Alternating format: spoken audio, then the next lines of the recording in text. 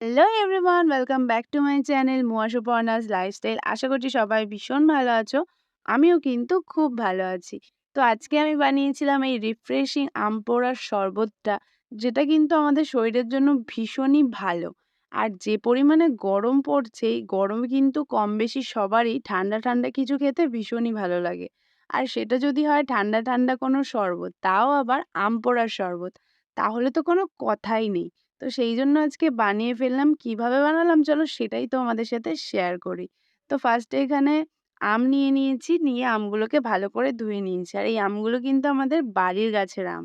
তো ভালো করে ধুয়ে নেওয়ার পর, যেহেতু আমাদের বাড়িতে উনুন ছিল, সেই উনুনের মধ্যে আমগুলো সব দিয়ে কিছুক্ষণ পরে আমগুলো সব এপিঠ-ওপিঠ করে দিয়েছি। তোমরা অবশ্যই চাইলে গ্যাসে পোড়াতে পারো, কারণ এখন সবার বাড়িতে গ্যাসটাই থাকে। উনুনটা খুব কম সংখ্যক লোকের বাড়িতে এখন আছে। তো তোমরা গ্যাসেও পোড়াতে পারো, কোনো সমস্যা নেই। তো খুব তাড়াতাড়ি এখানে আমার আমগুলো পুড়ে গেছিলো। তারপরে আমি আমগুলো উনুন থেকে তুলে নিয়ে কিছুক্ষণ রেখে দিয়েছিলাম। তারপরে ঠান্ডা হওয়ার পরে আমি এখানে আমের খোলাগুলো একে সব ছাড়িয়ে নিচ্ছিলাম। আমি কিন্তু এখানে আমার যতটা আমের শরবত প্রয়োজন সেই অনুযায়ী আম নিয়ে নিয়েছি। তোমরা যতটা শরবত বানাবে সেই অনুযায়ী কিন্তু তোমরা আম নিতে পারো। আমার এই ৪ টে আম দিয়ে কিন্তু অনেকটা শরবত হয়েছিল। মোটামুটি ৫ গ্লাস মতো শরবত হয়েছিল। তো তোমরা চাইলে তোমরা যেরকম পরিমাণে বানাতে চাও সেই অনুযায়ী আম এখানে নিয়ে নেবে।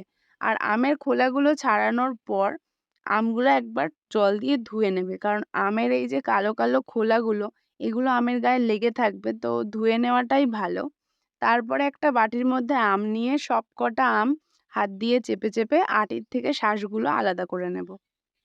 এইভাবে চেপে সবকটা আমের শাঁস আমি বাটির মধ্যে নিয়ে নেব।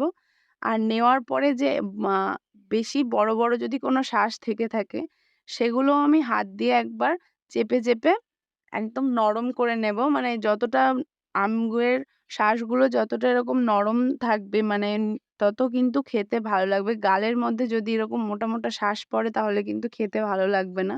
তো তারপরে এগুলো দিয়ে দিয়েছি আমি মিক্সিতে, যদিও মিক্সিতে দিলে পুরোটাই ব্লেন্ড হয়ে যাবে। তো এখানে মিক্সির মধ্যে ওই আমগুলো দিয়েছি আর পরিমাণ মতো দিয়েছি এখানে চিনি।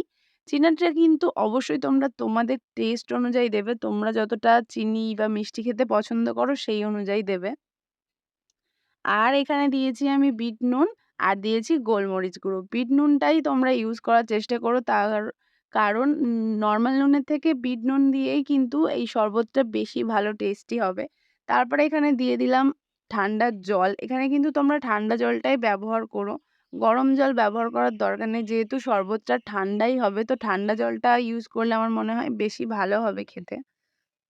তো দেখো তারপরে এই পেস্টটা একটা বাটির মধ্যে নিয়ে নিয়েছি। নিয়ে এই জল দিয়ে কিন্তু একদম পাতলা করে নেবে। নেওয়ার পর ভালো করে এখানে একবার ফেটিয়ে নেবে।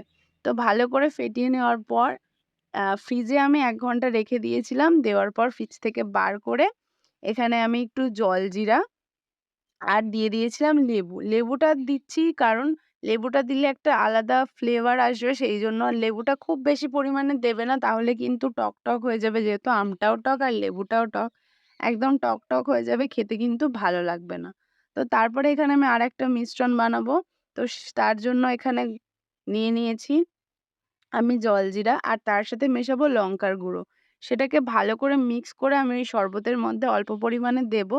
আর বাকিটা আমি এখানে গ্লাসের মধ্যে লেবু লাগিয়ে সেই গ্লাসের ওপরে দিচ্ছি।